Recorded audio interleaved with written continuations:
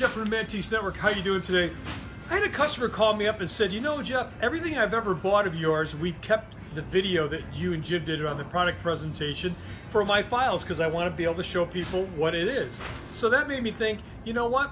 Maybe what we should do is start following along some of the products that we're going to restore. So if you end up buying this, you have your own restoration video on the piece. So what we're going to follow along on 3 different pieces right now.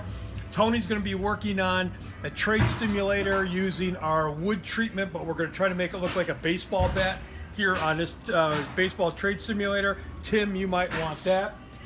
We also very organically gone out. Jeff Sinclair contacted his brother, bought this really cool compressor from the 20s out in Oklahoma. We just had the thing brought back in. We're gonna dial this thing in, get it looking really pretty. Some of you guys out there with some really cool automotive shops, you know who I'm talking about. This also might be perfect with you.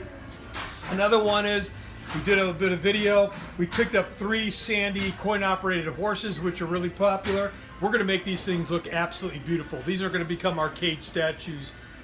New seats, new paint job, new everything.